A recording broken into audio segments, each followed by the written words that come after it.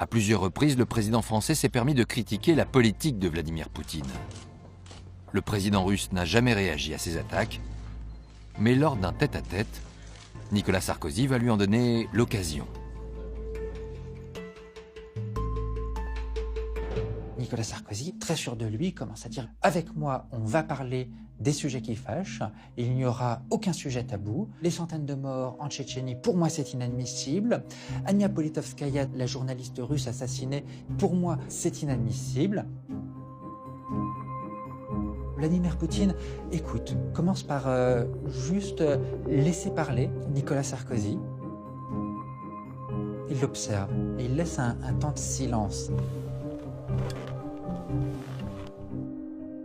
Un temps de silence qui d'ailleurs installe une certaine gêne. Et puis il prend un air un peu narquois et lui demande « C'est bon, t'as fini là ?» Sarkozy « Oui. » Bon, alors je vais t'expliquer. Tu vois, ton pays, il est comme ça. Mon pays, il est comme ça. Alors maintenant, de deux choses l'une. Ou bien tu continues sur ce ton et je t'écrase, ou alors tu arrêtes de parler comme ça et tu verras, tu viens juste de devenir président de la France, mais je peux faire de toi le roi d'Europe. On m'a juste dit que son discours était ponctué d'insultes, de propos humiliants, de façon à vraiment imposer sa volonté à Nicolas Sarkozy. Et Nicolas Sarkozy va être juste éberlué. Il n'en vient pas. Et Nicolas Sarkozy va avoir du mal à s'en remettre.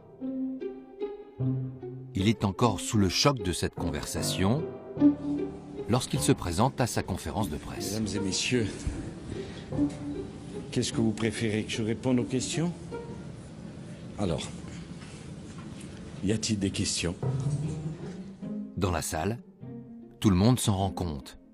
Et les journalistes s'amusent à penser que la rencontre avec Vladimir Poutine a été un peu trop arrosée de vodka. Les commentateurs de l'époque avaient oublié que Vladimir Poutine, lui, ne boit pas ou pratiquement pas, et Nicolas Sarkozy non plus d'ailleurs. On a eu cette interprétation sur la soi-disant ivresse de Nicolas Sarkozy, alors qu'il était en fait simplement KO debout du fait de l'humiliation que venait de lui infliger Vladimir Poutine.